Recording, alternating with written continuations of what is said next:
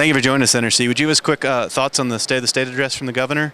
Sure, I thought the governor articulated very well, but the details is what we need to know about. We must protect peach care as well as Medicaid, and those details were not outlined in his speech, so the details is what I'm looking for.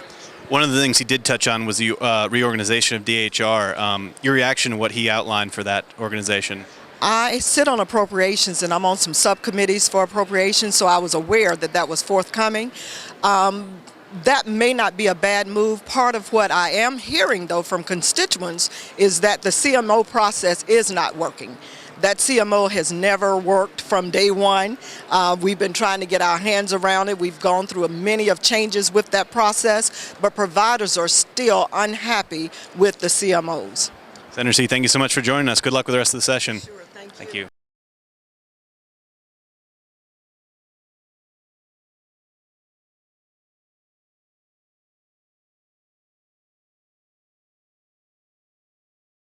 Senator Staton, thank you for joining us. Your thoughts on the State of the State address today?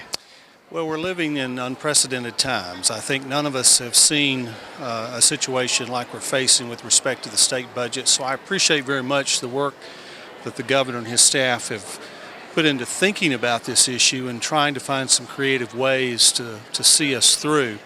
The one thing I'm very pleased about is that we have had good fiscal responsibility in the last several years that have allowed us to build up that rainy day fund so that we do have $1.2 billion there. But I'm very interested in his proposals. I want to see more of the details. I've just gotten my copy of the budget, so for the next several days, in fact all next week, the Senate will be taking a very careful look at what the governor's proposed, looking into the details, and I'm sure we'll have a good dialogue about this, because ultimately what we've all got to do is do what's best for Georgians. There are Georgians who are hurting, people without jobs, and we've got to get this economy moving again.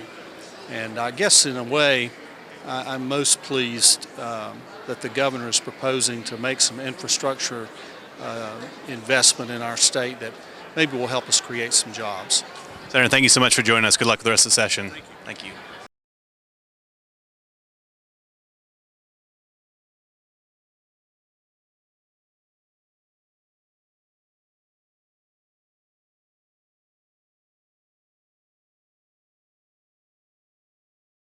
Thanks, Senator Jones, for joining us. Your thoughts on the governor's address this morning?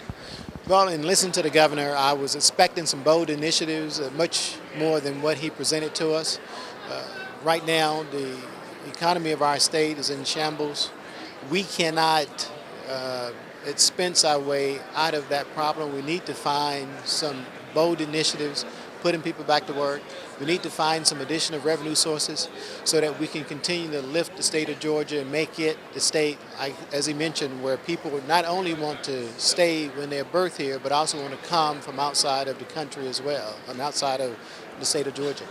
Also, he mentioned a pretty big reorganization of DHR. Your thoughts on that?